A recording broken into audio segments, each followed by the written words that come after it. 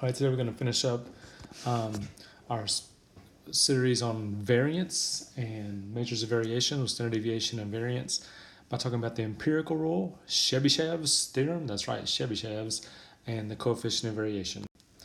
First of all, the empirical rule. What the empirical rule says, and also, I'm going to go to the bottom of the slide first because it's probably the most important thing in red.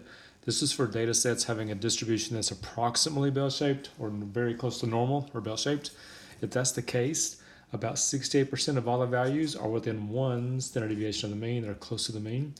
About 95%, which is almost all of them, are within two standard deviations of the mean. That's going to be really important as we go on this year. And almost all of them, 99.7%, are within three standard deviations of the mean. A picture of the empirical rule looks like this. The mean is in the middle. This is like a bell-shaped curve. There's your mean, also your median, to be honest with you. If you go one standard deviation away, which all these S's, these little small S's down here are sample standard deviation, like X bar is sample mean. If you go one away, if you go to this bar and this bar and add up the numbers in the middle, you get 68.26%. So about 68% are within one of the mean on either side.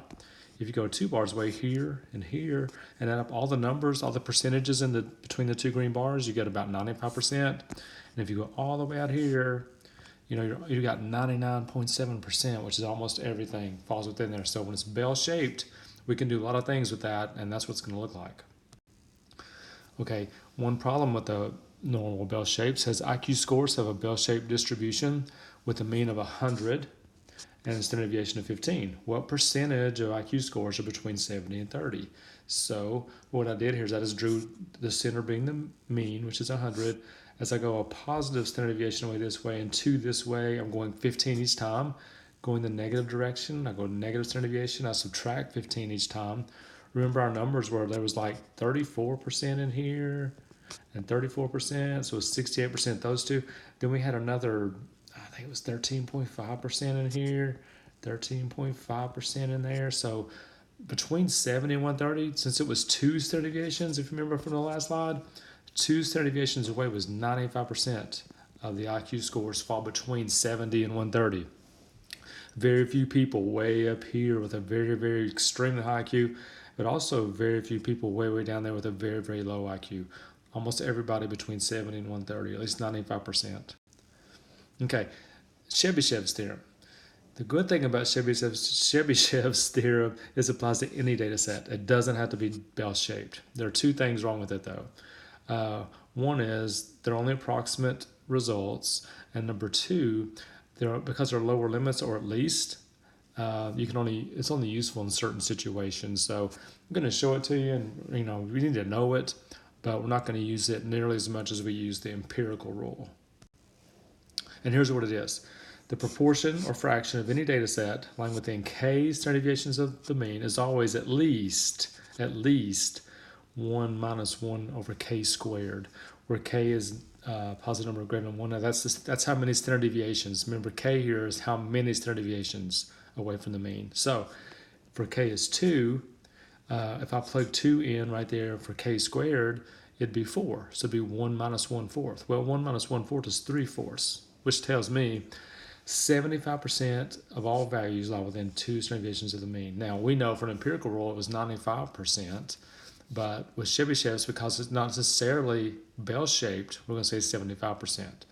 And so for 3, if I put 3 in for that k squared, it'd be 1 minus 1/9, which would be 8/9, or 89% of our values lie within three standard deviations of the mean. Now, when we did 3 a minute ago with the empirical rule, it's 99.7%. So remember, Chebyshev's is an approximation, and also it's mainly used for distributions that are not bell-shaped, but it's still not really, really far off bell-shaped, but it's not quite as accurate. So we're going to use this when we don't have a bell-shaped distribution. For example, we'll try it with this one anyway. It's the same problem we just did. IQ scores have a mean of 100, standard deviation of 15. So if we use Chebyshev's theorem, here's what we would say.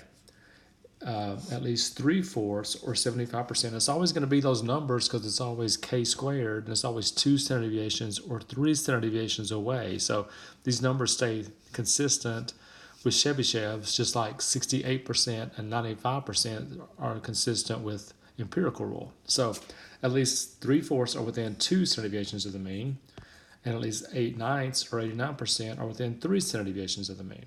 A little bit different outcome than what we got when we did the bell-shaped curve or empirical rule.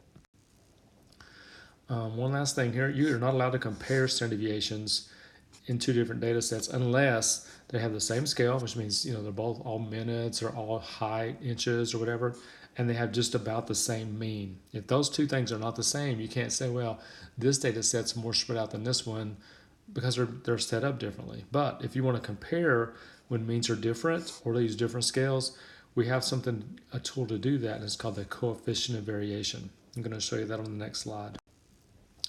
Here it is. The coefficient of variation is, we're going to call it CV, and here's the formula for it. You take your standard deviation. This is the sample one, because notice it's a little s and an x bar. You just take your standard deviation, divide it by your mean, and then multiply by 100%.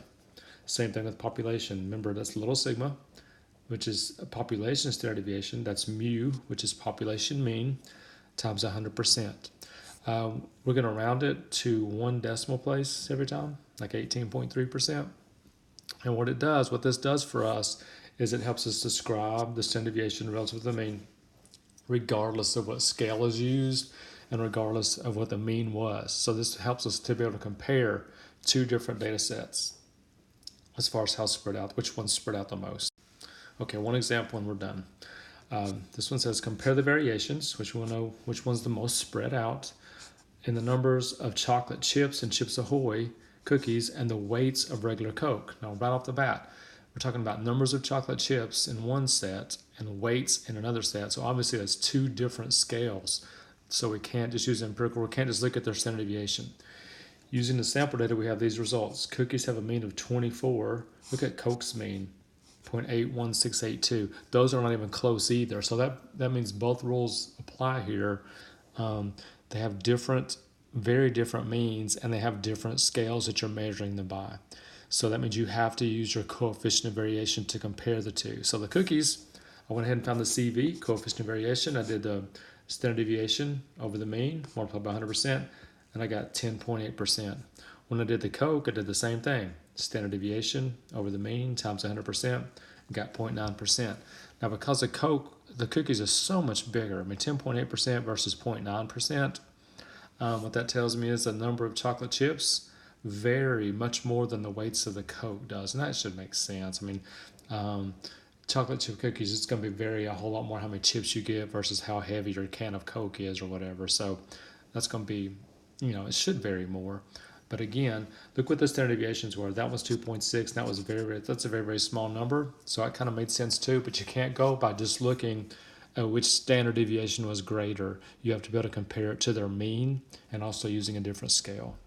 So that is the coefficient of variation. And that's all we got for today. I'll see you tomorrow and we'll work on it then.